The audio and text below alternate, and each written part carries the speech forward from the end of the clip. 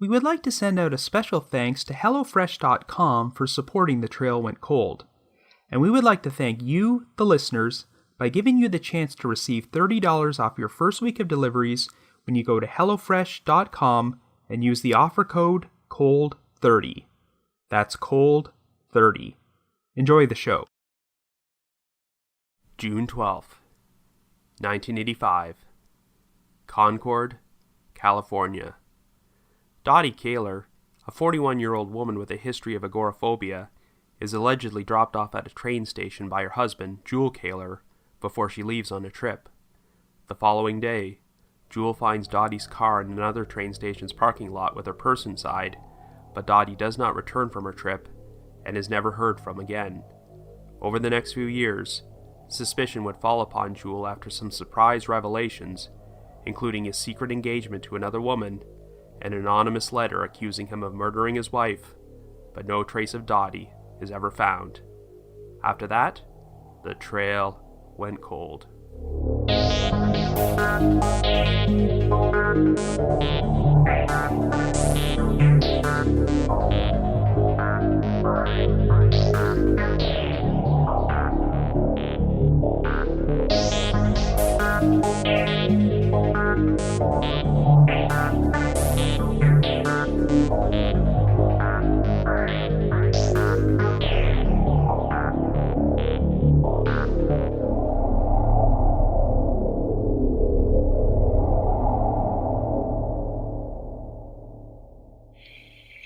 It was hell living with Dottie. It was hell having her disappear the way that she did. And yet, since I've gotten here and gotten settled and into a new job, and that whole problem is behind me, things are really pretty good. Hello everyone, and welcome to our latest episode of The Trail Went Cold. I'm your host Robin Warder, and today I am going to be covering a case which many of you folks have been requesting for a long time, the 1985 disappearance of Dottie Caylor. That sound clip you just heard was from an interview on Unsolved Mysteries with Dottie's husband, Jule Caylor, and yes, that guy actually went on national television and said that things have been pretty good since his wife disappeared. This case was profiled on one of the earliest Unsolved Mysteries episodes, the very first one hosted by Robert Stack as a matter of fact, and remains one of their most memorable segments ever, thanks in large part to Jule Caylor's infamous interview. This segment is actually at the tail end of the very first Unsolved Mysteries episode you'll find on Amazon Prime, and since people have started revisiting the show again this past year, I've had a number of people say to me, "What is the deal with Dottie's husband? You have to cover this case on the podcast." Well, I've been building up to this one for a long time because there is a ton of information about this story not mentioned on Unsolved Mysteries. My primary sources are a 5-part series of articles about the case published in the Contra Costa Times by reporter Joan Morris in 2004, along with a 140-page probable cause affidavit that was used to obtain a search warrant for Dottie and Jule's former home, which you can find on the Unsolved Mysteries message board at the Sitcoms Online forum. And from what I heard, it is extremely rare for a probable cause affidavit to be a whopping 140 pages long, which should give you an idea of how troublesome this case really is. However, before we get started, just a quick reminder that The Trail Went Cold is a weekly podcast, which is currently available for download on several platforms, including iTunes, Stitcher, and Google Play Music. So if you like this podcast, be sure to subscribe to it, and please leave us a rating or review on any of those sites to help spread the word. The Trail Went Cold also has its own PayPal account and a donate button on the website. If there's anyone out there who wants to make a donation, we would greatly appreciate it, and we'll be sure to give you a shout out on a future episode. So with all that out of the way, let us now delve into the unsolved disappearance of Dottie Caylor.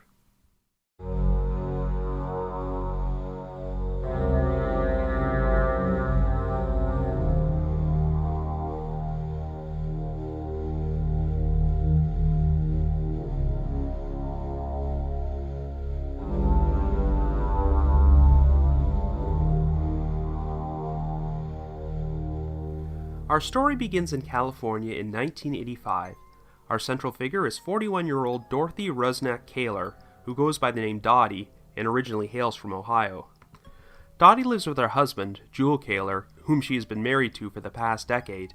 They originally met in 1970 while Jule was a graduate student at the University of California, Berkeley, and believe it or not, for the first few months of their relationship, Dottie knew him as Jim Rupp. It turned out that Jule had introduced himself to Dottie under a fake name to cover up the fact that he was already married and had a daughter.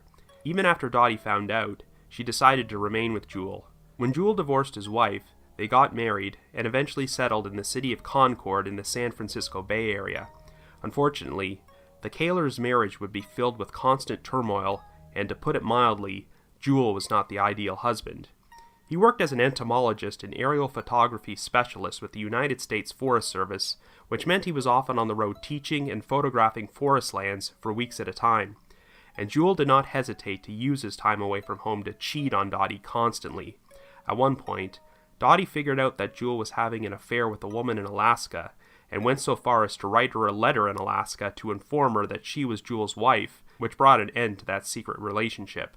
During this time period, Dottie also wound up struggling with agoraphobia, a fear of public places which prevented her from holding down a job, and pretty much kept her confined inside the house for years. Since Jule was away working, Dottie was often left completely alone.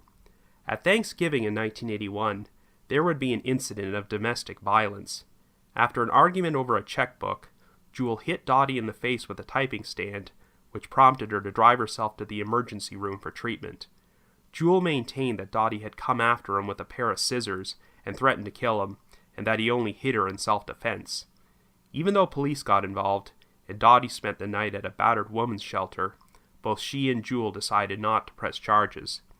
After the incident, Dottie asked Jule for a divorce, but he refused, and it would be over 3 years before she could plan out a successful escape from the marriage. By the time 1985 rolled around, Jule's position with the Forest Service's San Francisco office was being eliminated, so he accepted a transfer to a new job in Salt Lake City, Utah. Since Dottie had no interest in moving there, she decided to ask Jule for a divorce again, and this time, the couple visited a mediator. They came to an agreement where Dottie would pay Jule for his half of their house in Concord, so that she could remain there while he moved to Utah. Jule planned to make a down payment on a new house he was wanting to purchase in West Jordan, and hoped to do so by refinancing the house in Concord, an idea which apparently led to a number of fights and arguments between him and Dottie. According to Jule, Dottie wanted to leave on a train trip to visit a friend, but she never told him who this friend was, or where exactly she was going. Dottie told Jule she wasn't planning to return until after June 24th, which is when he would leave and complete the move to Utah. Jule agreed to give Dottie a ride to the Pleasant Hill station for the Bay Area Rapid Transit, aka the BART train, on the morning of June 12th. Jule claimed he drove Dottie to the station and that she was carrying her purse and overnight bag at the time. He then watched Dottie walk towards the station at around 8 a.m., and that's the last time he saw her. Now, the series of events which allegedly took place over the next 5 days are all Jule's version of what happened, but here's his story. On June 13th, Jule went to work at his office in San Francisco, but told his co-workers he wasn't feeling well and decided to leave early. He took the BART train home and got off at the Concord station at around 1 p.m. When he walked to his vehicle in the parking lot, he was surprised to find Dottie's Volkswagen Beetle parked in the spot right next to him. Jule found this unusual because Dottie had left the Beetle behind at their house when she asked him to drive her to the Pleasant Hill BART station the previous day. Jule had an extra key for the vehicle, so when he looked inside, he was surprised to find Dottie's purse on the front seat, which contained all her identification, including her driver's license and her medications. According to Jule, the only thing which appeared to be missing from the purse was a bee sting kit Dottie always carried around for her bee sting allergy, but the instructions for how to use the kit were still there. Jule then proceeded to hide the purse under the front seat, lock the doors, and move the car to another spot so that it wouldn't receive a ticket. Jule then left a note on the windshield letting Dottie know he'd moved the car and asked her to contact him. Well, when Jule returned the following day, he claimed that the Beetle was in the same spot with his note still on the windshield, so over the course of the next few days, he kept moving the car to different parking spots and left 2 more notes on the windshield, along with a 4-page letter. Jule was both compassionate and angry in the letter, telling Dottie he loved her and expressing concern for her well-being, but also blaming her for screwing up his life because she had not signed the refinancing papers for their house even though he needed the money for the down payment on his new home in Utah. On June 16th, a friend of Dottie's named Shelley Wilson, who had been unable to reach her for days, called Jule at the house, who told her what was going on with Dottie and that he'd already reported her missing. Well, when Shelley contacted the Concord police, they had no record of any missing persons report for Dottie. The following day, Jule spoke with a neighbor who happened to be a police officer, who advised him to file a report with the Bay Area Rapid Transit Police. After Jule did so, it would be the BART police who reported Dottie missing to the Concord police. Dottie's sister, Diane Rusnak, would soon learn about her disappearance. Even though Jule would tell police that he personally phoned Diane to let her know, Diane claimed this was not true, and that she was informed about the disappearance by one of Dottie's friends. Diane also found it odd that Jule never made any attempt to contact her and ask if she'd seen Dottie during the entire time she was missing. It wasn't long before a number of holes began to emerge in Jule's story, and alarm bells started going off in Diane's head. For starters, everyone found it odd that Dottie had gone on a trip out of town without telling Jule where she was going or who she was visiting, and that she did not even leave a contact number in case he needed to reach her. Jule reiterated that Dottie told him that she was not planning to return until after he left for Utah on June 24th because she, quote-unquote, wanted him to know what it felt like to be left alone. However, he became concerned when he discovered her vehicle in the BART station parking lot the day after she left. While there were no other witnesses who could place Dottie at the BART stations in Pleasant Hill or Concord, and the last witness beside Jule who could confirm seeing Dottie alive was a garage mechanic who saw the couple visit his shop on June 11th and could sense some tension between them. On June 12th, the day Dottie allegedly left on her trip, Jule went to work at the Forest Service field office in Pleasant Hill, but records show that he was only there for an hour and a half and then took 6.5 hours of sick leave. Like I mentioned previously, Jule went to work at the main San Francisco office on June 13th and left early again because he wasn't feeling well. According to his co-workers, Jule never returned after that, as he took the next week and a half off because he claimed he needed time to pack for his move. Well, the most alarming thing about Jule's story is that if Dottie really was planning to return home on or after June 24th like he said, she would have been shocked to discover that someone else was now living in her house. To everyone's surprise, Jule packed up Dottie's belongings into a moving truck, repainted the inside of the house, put the house up for rent, and allowed new tenants to move in, and then completed his move to Utah on June 24th, taking most of Dottie's possessions with him. He even planned to have Dottie's Volkswagen Beetle towed there as well, until Diane angrily confronted Jule at his house on June 19th. When Diane discovered that Dottie's possessions were already inside his moving truck, she demanded that Jule give some of them back, and convinced him to leave Dottie's Beetle behind. Jule claimed that he was forced to put the house up for rent because Dottie never put her signature on the refinancing papers. But the problem was that Jule originally signed the rent contract on June 7th, 5 days before Dottie left, though oddly, the rental agent claimed that Dottie was in the room with Jule while this happened. Jule ultimately had to use his parents' home as collateral in order to secure a loan to make the down payment on his new home in West Jordan. Well, once a missing persons investigation was launched, Jule was surprised to learn some things about Dottie which he did not know. For the past year, Dottie had been taking serious steps to battle her agoraphobia and gain more independence. She joined a support group called Women in Transition, which is where she met and became best friends with Shelley Wilson. The group helped Dottie get a handle on her anxieties and boosted her self-confidence. Without Jule's knowledge, Dottie opened her own bank account, applied for her own credit cards, and rented a post office box to receive her own mail.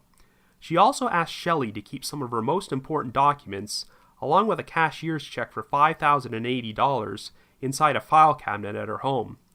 Many of Dottie's documents contained disturbing accounts of Jule's infidelity and alleged abuse during their marriage. One particularly unsettling thing Dottie had written down is a story Jule supposedly shared with her about how he once stuffed a bomb up the ass of a neighbor's sleeping dog when he was a child, and masturbated while he set it off. Dottie also wrote that after Jule's ex-wife took him to court, he said he wanted to kill her by sneaking into her house while she was sleeping and slitting her throat. 6 months before her disappearance, Dottie had written a letter to Jule's mother in which she said, quote, "Jule's threats to pop me off, as he puts it, may succeed, but in the long run won't get him anywhere. The neighbors are watching him now to help protect me, especially because of his 1981 violence against me, and if he carried through his murder threats, he'll just find himself sitting in jail for the rest of his life, or worse." According to her friends and fellow group members from Women in Transition, Dottie's time with them likely gave her enough courage to ask Jule for a divorce when he decided he wanted to move to Utah.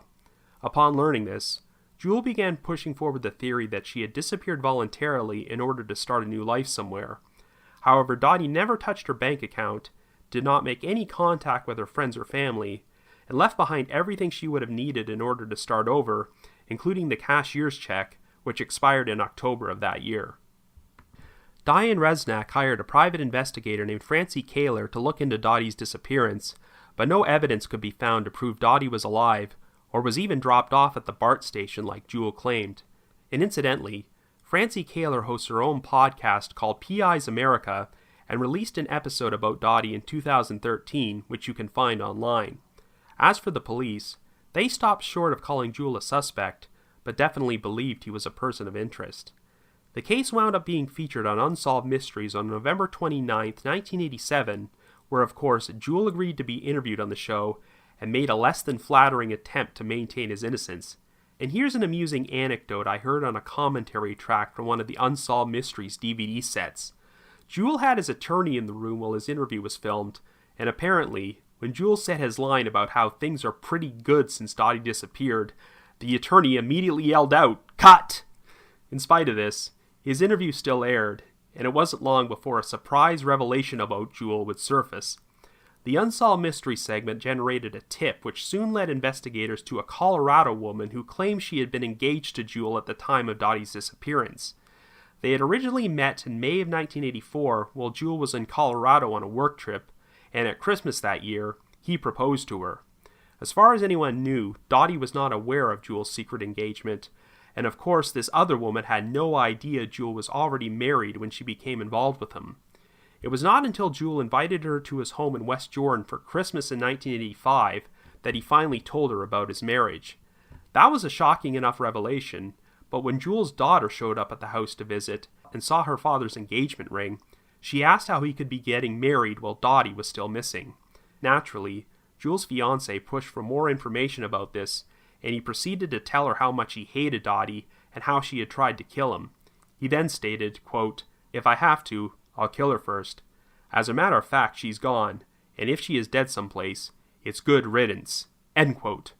Well, needless to say, this instantly brought an end to the engagement. This woman was so shook up that she left West Jordan as soon as she could, and never had face-to-face contact with Jule again.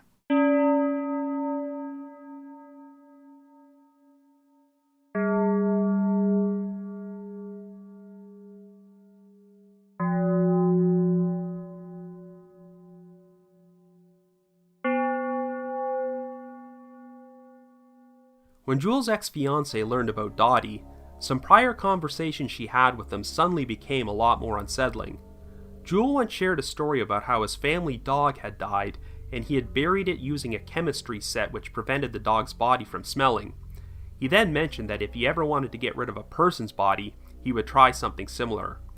During the time period Dottie went missing, this woman phoned Jule in Concord, and he told her he was cleaning up a rental house because the tenants had quote-unquote slaughtered an animal inside, so he had to roll up a carpet and take it out of the house.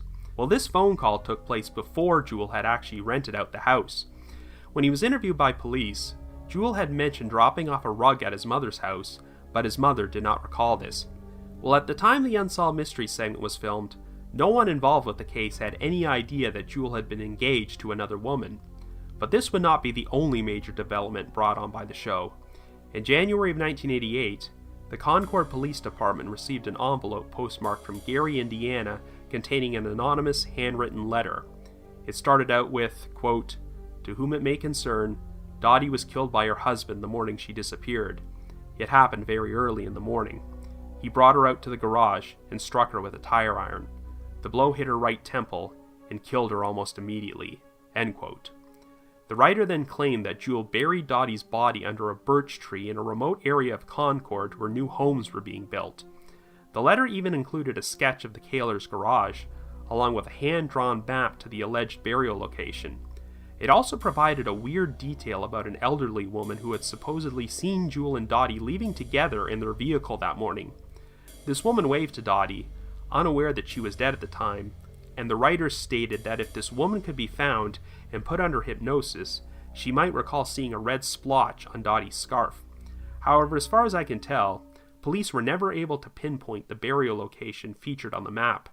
Years later, DNA testing was performed on the envelope's flap and its stamp. It uncovered DNA with male characteristics, but it was never matched to anyone. And while a document examiner thought the handwriting on the letter shared some similarities with Jule's handwriting, it could not be conclusively determined if Jule was the writer. In March of 1988, police were contacted by a woman who had been the office manager for State Farm Insurance in Salt Lake City. She spoke to Jule shortly after he moved there because he wanted to remove Dottie's name from his insurance policy. Jule would later make a pass at this woman by returning to her office with a rose, but she was not interested in him. However, she remembered a statement Jule made during one of their conversations where he said he, quote-unquote, didn't believe in divorce, it would be easier to do away with them. At one point, Jule told her about his job by showing her some aerial photos he'd taken of a forest, and this woman now wondered if Jule might have been displaying the area where Dottie's body was buried. But this lead never went anywhere, and the case went dormant for a while. The next interesting development occurred in 1997 when Jule's former next-door neighbor in Concord cut some ivy on a fence which divided his property from Jule's former house. He was surprised to discover a rusted meat cleaver with duct tape on the handle underneath the ivy. The neighbor then recalled a conversation from before Jule moved, where he advised him not to cut the ivy because it would cause the fence to collapse. The meat cleaver was turned over to the authorities, but provided no useful evidence. Jule's neighbors had also remembered seeing him pouring a concrete patio in the backyard shortly after Dottie disappeared. Years later, ground-penetrating radar would detect some anomalies underneath this concrete, but I'm not sure if they ever dug it up. The case would be rejuvenated again in March of 2004, when reporter Joan Morris published a 5-part series of articles about the case in the Contra Costa Times. By this point, Jule was still living in Salt Lake City, and Morris attempted to interview him, but he did not say too much. In fact, his initial reaction was that he had completely forgotten about Dottie's disappearance. When the articles came out, Jule was retired from his job at the Forest Service and making an attempt to run as a Libertarian candidate for the Utah House of Representatives. But once word got out that Jule was a person of interest in the disappearance of his wife, he wound up withdrawing his candidacy. Nevertheless, Jule continued to maintain his innocence, stating that he believed Dottie had disappeared voluntarily and was still alive somewhere, and that he was the victim of a smear campaign orchestrated by Dottie's sister, Diane Rusnak. The newfound publicity motivated the Concord police to reopen the investigation, and by 2005, they had written up a 140-page probable cause affidavit outlining many reasons why they believed Jule was responsible for Dottie's disappearance, and used it to obtain a search warrant to search the Caylor's former home. They dug up the backyard and tested for blood and trace evidence, but failed to turn up any definitive proof that foul play had taken place.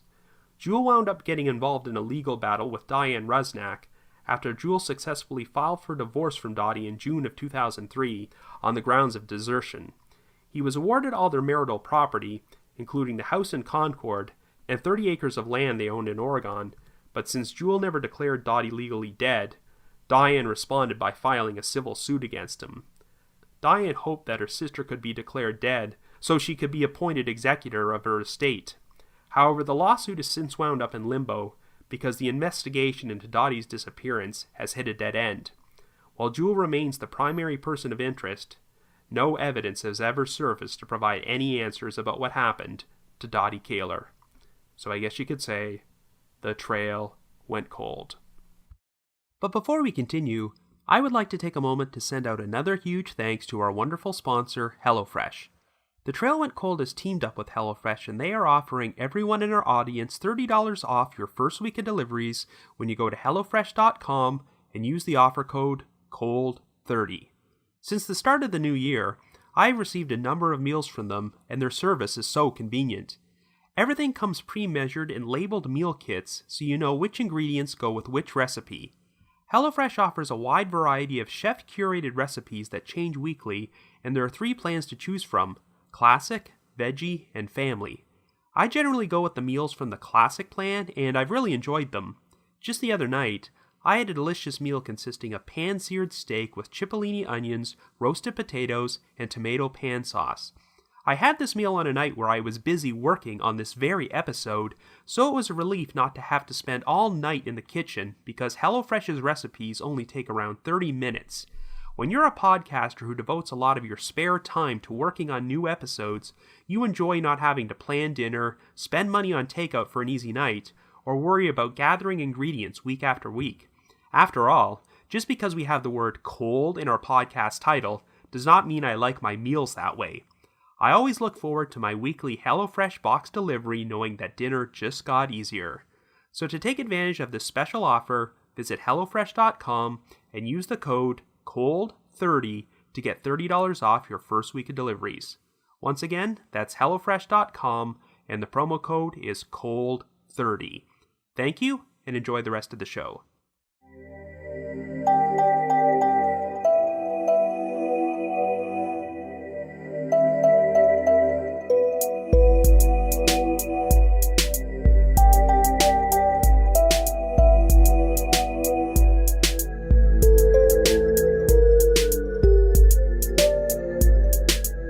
So Unsolved Mysteries covered more than its fair share of cases where a victim was murdered or went missing, and their spouse was the prime suspect, and a surprisingly large number of these spouses agreed to be interviewed on the show in order to proclaim their innocence. But I'm not sure any of them made quite the impression that Jule Caylor did. It's very rare to find someone who is suspected of potentially murdering their wife act so flippant about the whole thing. Regardless of whether you believe he's guilty or innocent, one indisputable fact is that Jule was a terrible husband and a very, very strange human being. Before I begin delving into this case, I have to share a story about Jule which doesn't really have anything to do with Dottie's disappearance, but is so bizarre that it has become immortalized by hardcore Unsolved Mysteries fans as the Wendy's salad bar story. It's mentioned in one of Joan Morse's articles from the Contra Costa Times, and I'm going to read the entire passage, word for word. Quote, "When employees at Wendy's complained about the mess he was allegedly making of their salad bar and asked him to leave, Jule wrote an 8-page letter detailing how insulted he was and offering testimonials on how gifted he was at constructing salads. He even included a photograph of himself seated behind a salad worthy of a food stylist." Okay, I really think there are only 3 letters I can use to respond to that, and they are W, T, and F. I can tell you that I spent years working in customer service, and I'm sure many of you have as well, but I can't say I've heard an angry customer story quite like that one. And before you ask, no, the letter and the photograph of Jule with the salad are not available online. Believe me, I've checked. I would certainly love to see it myself, because I have no idea how someone could fill 8 whole pages talking about their salad making skills. Well, from what I've read about Jule, he loved writing long letters. Following Dottie's disappearance, he was asked by police to take a polygraph test, which he refused to do, and that's definitely his right since polygraphs are not reliable. But Jule wound up going the extra mile by sending police a 12-page letter outlining all the reasons he would not take a polygraph. Now, I'm sure after watching Jule's interview on the Unsolved Mysteries segment for the first time, most people's knee-jerk reaction would be that he's guilty as sin, but I have to look at this case from all angles, as being an arrogant jerk does not necessarily make one a murderer. The fact of the matter is that Dottie and Jule's marriage was on its last legs, and they were about to divorce and go their separate ways for good before Dottie went missing. So even though Jule came off as very cold and uncaring during his Unsolved Mysteries interview, I can acknowledge the idea that he legitimately did not care that much about what happened to her. In many cases where women go missing and the husband is responsible, you'll often see them go on TV and pretend to be emotional as they cry crocodile tears and act like they were deeply in love and had the perfect marriage, when in actuality, the marriage was in serious trouble. Well, Jule never went through that charade, and was very candid about the fact that his marriage to Dottie was not a happy one, and that he'd pretty much fallen out of love with her. Even though she had gone missing, he did not consider her to be his problem anymore and had moved on with his life. While that's a pretty cold attitude to take, it does seem a bit more believable than those husbands who act like they care so deeply about their missing wife, but then are very uncooperative with the authorities and do nothing to aid in the searches to find them. Jule always pushed forward the theory that Dottie could have disappeared voluntarily, and that taking off and leaving him in a financial bind and turning him into a potential murder suspect was her final act of revenge. In the majority of spousal disappearances, that idea is pretty absurd, but in this particular case, it is worth exploring. Dottie had no kids to leave behind, she clearly no longer wanted to be married to her husband, and after living as a reclusive agoraphobic for years, she was finally getting a fresh start. While I don't believe Dottie disliked her own family, it doesn't sound like she was particularly close to them. Back in the 1980s, it wasn't completely impossible for one to completely drop off the map and start a new life somewhere. However, over 30 years have passed, and there's been no trace of Dottie, and when you look at the circumstances of her life at the time she went missing, the idea of her orchestrating her own disappearance seems very unlikely. She was already getting a fresh start because her husband was moving out of state, so why would she need to travel elsewhere? After being trapped in a miserable marriage for years, Dottie had finally worked up the courage to ask Jule for a divorce, and was finally going to have the freedom and independence to live on her own. This was a major step for someone who had battled agoraphobia, and her entire support system was in California. After living as a recluse for a long time, she finally made some friends in her Women in Transition group, so I see no reason why she would break off all contact with them in order to start a new life. It also doesn't make sense that Dottie would run off now that she had her own place to live after making an arrangement to stay in the house in Concord. She also left behind her $5,000 cashier's check, and for a woman who hadn't worked a job in many years, she was going to need every financial resource at her disposal in order to start afresh. The thing which really perturbed Dottie's friends from her support group was the fact that her purse had been left behind in her Volkswagen Beetle. In order to deal with her agoraphobia, Dottie always made it a point to keep most of her important items in her purse, including her medications. Whenever she left the house, she made sure all the items she felt she might need were inside there, which was an important step at helping her keep her anxieties at ease while she was in public. So the idea of her just skipping town and leaving her purse inside her car set off many alarm bells. Essentially, if Dottie did take off voluntarily, the only thing she would have had with her was the overnight bag Jule claimed she had packed for her trip. There really is no way that a woman who barely set foot outside her house for years could disappear with virtually no resources at her disposal and manage to survive on her own for the next 3 decades. It's also worth noting that Dottie's parents have since passed away, and she still never resurfaced or made any attempt to contact her sister, so sadly, I really don't think she is still alive. Of course, there are other possibilities besides foul play. Dottie could have conceivably committed suicide somewhere, as this is the Bay Area, and there are numerous bridges a person can jump off of so that their body would never be found. But given that Dottie seemed to be the happiest she'd been in quite some time, it's very doubtful that she took her own life. Jule has also pushed forward the theory that after leaving on her trip, perhaps Dottie ran into the wrong person and was murdered by an unknown third party. That's certainly not 100% impossible, but when you look at the number of holes in Jule's story about what happened, then a disturbing picture begins to emerge. When you first watch the Unsolved Mystery segment, Jule's story doesn't seem that unbelievable on the surface. It gives the impression that Dottie simply decided to take a quick train trip out of town, but didn't come back, which isn't completely implausible. But once I dug deeper into the case, and learned that Jule had claimed that Dottie wasn't scheduled to return until after June 24th, at least 12 days after she left, then I realized his story made no sense. If Jule is to be believed, then he just allowed Dottie to leave on a trip to see a friend without even learning who this friend was and getting any contact information in case he needed to reach her. Of course, the couple was on the verge of divorce, and they'd recently been fighting, and Dottie supposedly said she was not going to return until after Jule moved to Utah, so that he'll finally know what it's like to be left alone, much like all the times he left her alone for weeks at a time during their marriage. But then the following day, Jule finds Dottie's Beetle parked right next to his car at the Concord BART station, even though he had dropped her off the day before at the Pleasant Hill BART station, which is about 4 or 5 miles away. So if Dottie actually left her Beetle there, then that means she would have had to return from her trip, found her own transportation back home, and arrived there after Jule left for work on June 13th, before driving the Beetle to the Concord BART station, where she happens to notice Jule's car, and by sheer chance, the parking spot right next to him is empty, so she abandons her car there and decides to take off to God knows where, while inexplicably leaving her purse containing her most important personal items behind inside the vehicle. Now, anyone who's familiar with the Concord BART station has always stated that the parking lot is often filled to capacity on a weekday, so the odds against Dottie being able to find an open spot right next to her husband's car have got to be astronomical. And then there's the nature of those weird notes and the 4-page letter Jule supposedly left for Dottie. They start off sounding very loving and caring, which by all accounts doesn't sound like something Jule would write to Dottie at all. But then Jule starts ranting about how Dottie has left him in a financial bind and screwed up his life because she never signed the refinancing papers for the house, so now he won't be able to make the down payment on his new home in Utah.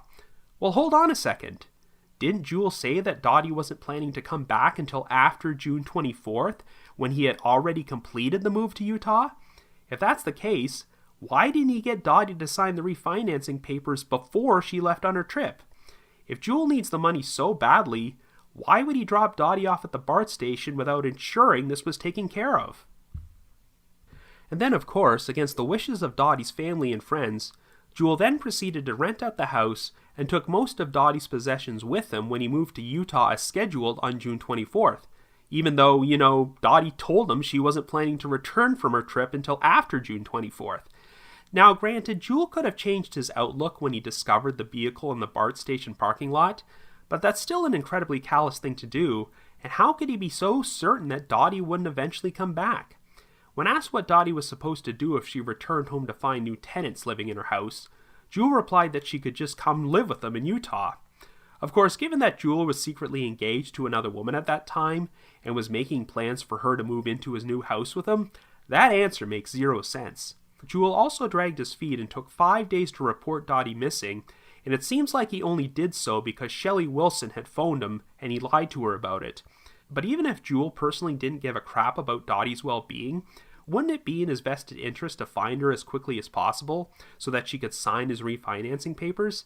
In addition, even though Jule claimed he was forced to put the house up for rent because Dottie disappeared, it turned out that he originally signed the rental contract 5 days beforehand on June 7th.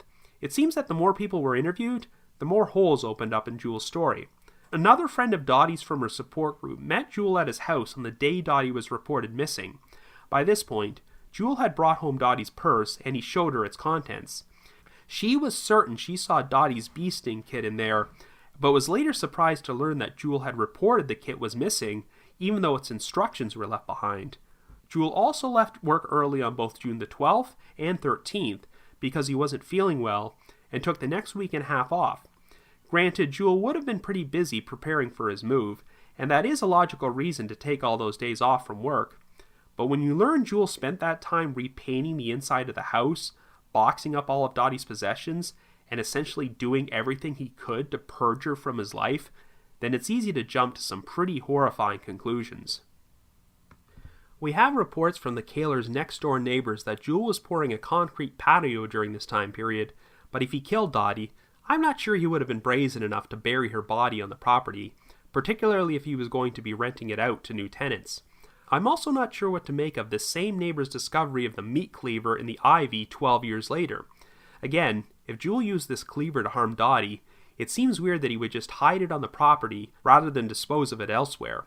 But putting aside the issues with Jule's story, perhaps the biggest red flag is the discovery that he was secretly engaged to another woman at the time Dottie went missing. And they had initially gotten engaged 6 months earlier, long before Dottie told Jule she wanted a divorce. Of course, this wasn't exactly anything new from Jule, as he cheated on Dottie all the time and became involved with her in the first place while he was married to someone else and used a false name to boot. But it's really telling that when Jule finally told the truth about Dottie to his new fiancée, she became so fearful that he'd harm Dottie that she broke off all contact with him. And when he was questioned following Dottie's disappearance, Jule never made any mention of this fiancé, and no one else found out about it for 2.5 years. Even though the Unsolved Mystery segment did not paint a flattering picture of Jule, it probably would have been a hell of a lot worse if they had known about the secret engagement when they filmed it. So this begs the question, Since it was Dottie's idea to ask Jule for a divorce, what exactly was his plan if this never happened? It's not like he could just marry his other fiancée while he was still married to Dottie. Jule had been writing her letters proposing the idea that she leave Colorado and move in with him once he settled into his new job in Salt Lake City. But what if Dottie had told Jule she wanted to move there with him? When you look at how Jule's life was shaping up at this point, it seems more and more like he considered Dottie to be a major burden, and he definitely would have had a motive to get rid of her. But if Jule was responsible for Dottie's death, the big question is, would it have been a crime of passion or premeditated murder? Well, when the investigation was reopened in 2004, police spoke to a former classmate of Jule's who claimed that in around 7th or 8th grade, he remembered Jule writing a school paper titled How to Commit the Perfect Murder, which caused quite a stir in the classroom. Now, by the time the classmate shared this story, nearly 50 years had passed, so I have no idea if it has any relevance to this case. But it makes me think of that strange anonymous letter which was sent to police claiming that Jule murdered Dottie and buried her body. Now, I've personally seen the letter, along with a hand-drawn map to Dottie's alleged burial location, as they are attached to the probable cause affidavit. On one hand, the letter is so vivid and detailed that you get the sense that it was written by someone who was there and has first-hand knowledge of what happened. Since a document expert concluded that Jule's handwriting was similar to the handwriting on the letter, it's possible he could have written it himself. Or maybe it was written by an unknown accomplice who helped Jule cover up the crime. One theory which has been proposed is that since the letter arrived just over a month after the case was featured on Unsolved Mysteries, some anonymous self-proclaimed psychic could have watched the show and had their own vision of what they believe happened. But if Jule was the author, and you're wondering why he'd write an anonymous letter implicating himself in a murder, then the answer to that might be, he's just a weird friggin' dude. I mean, Dottie wrote down that Jule once shared a story with her about shoving a bomb up a dog's ass while he masturbated.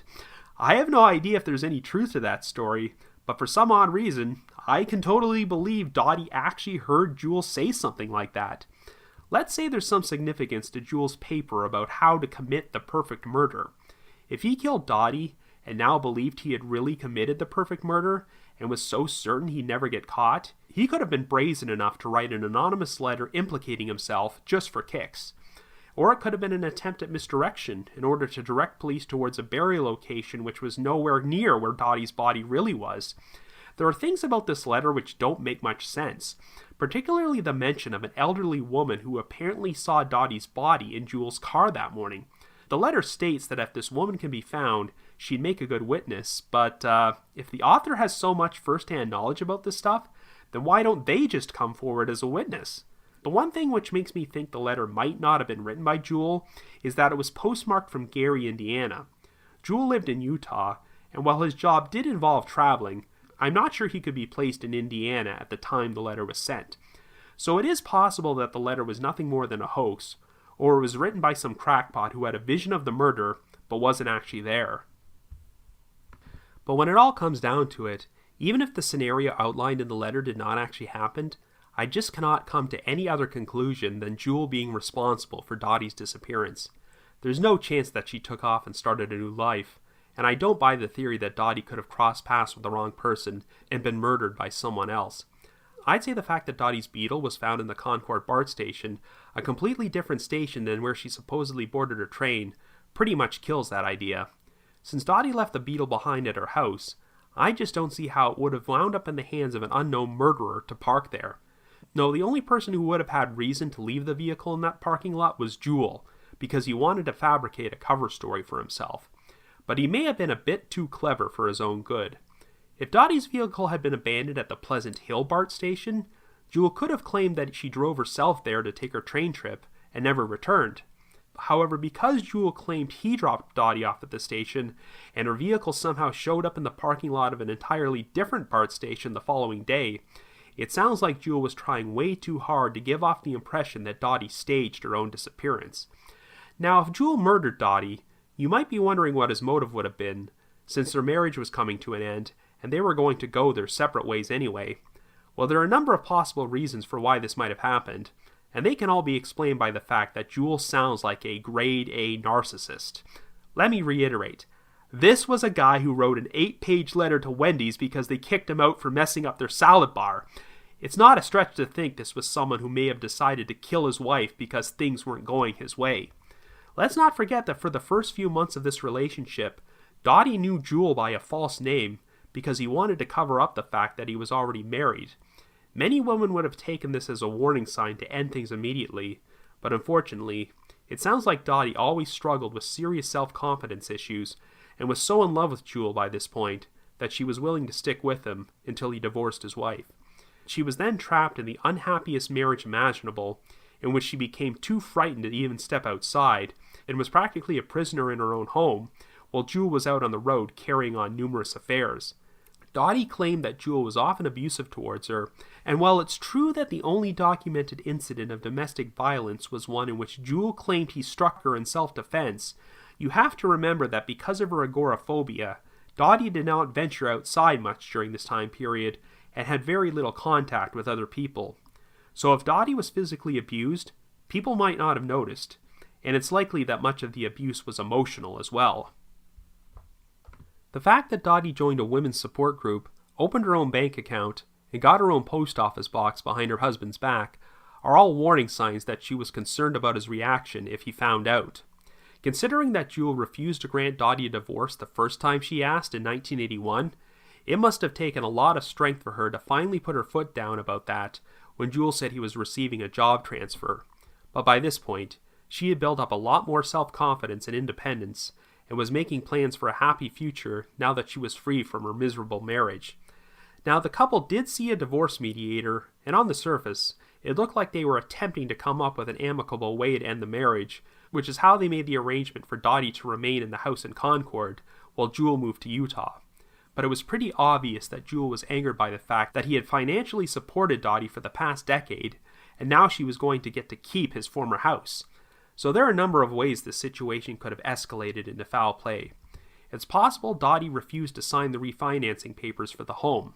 After all, her disappearance did cause Jule some financial problems, and he had to use his parents' home to make the down payment on his new house in Utah, so if Jule had been able to get Dottie's signature on the papers, I'm sure he would have. So it's possible he snapped and killed her in the heat of the moment, but there are other signs which point to premeditated murder.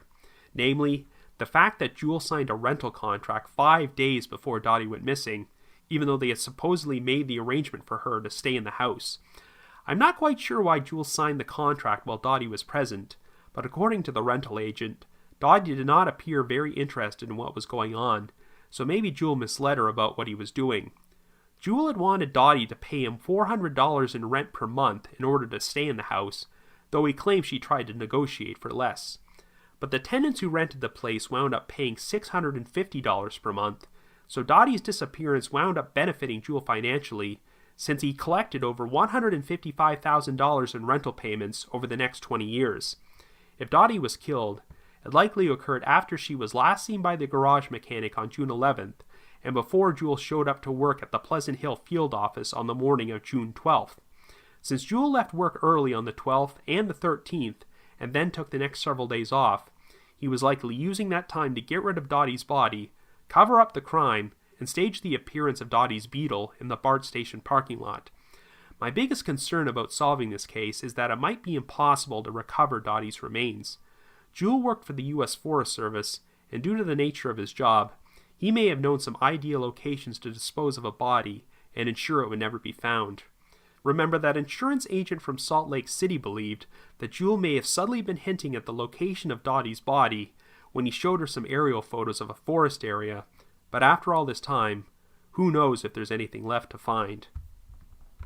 In the end, this is one of those frustrating missing persons cases in which you have little doubt who the guilty party is, but you can also understand why no arrest has ever been made, and why it would be difficult to secure a conviction at trial. Yes, Jule has told a very unbelievable story with a lot of holes, and he's done a number of suspicious things, but no hard evidence has ever been uncovered to suggest a crime has even been committed, let alone that Jule murdered Dottie. So until Dottie's remains, or some other incriminating evidence can be found, this case will continue to remain unsolved. This is a tragic story of a woman who is finally overcoming her fears and breaking free from a terrible husband to get a fresh start, but it seems like the thing she always feared might happen probably did happen. Dottie is a victim who definitely deserves some justice, because the prime suspect is now in his 80s, and who knows how much longer he's going to be around. So if you have any information about the unsolved disappearance of Dottie Caylor, please contact the Concord Police Department at 925-671-3240. That's 925-671-3240. But if you just have your own thoughts about what happened, feel free to leave me a comment or send me an email at robin.warder@icloud.com. That's robin.warder@icloud.com. Just wanted to give another shout out to my supporters at the Unsolved Mysteries message board at the Sitcoms Online forum, which has a number of interesting discussions about this case, and also the Unresolved Mysteries subreddit. We also have a pair of new donors this week, and they are Diane and Dan, so thank you very much, you two. And since we've entered a new month, we would also like to take a moment to thank our recurring monthly donors again, and they are Carol, Dawn, Amber, Brian, Casey, Ellie, Kathleen, Keisha, Laura, Megan, Clinton, Lewis, Aura, Claire, Elliot, Heather, Eleanor, Purity, and Laura Lee. So a big thank you to everyone for your generosity.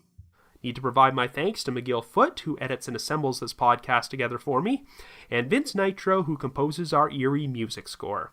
If you haven't already, you can like us on Facebook, follow us on Twitter, or leave us a rating or review on iTunes, Stitcher, or Google Play Music. And you can also feel free to visit our Facebook discussion group if you want to discuss this case with myself or your fellow listeners.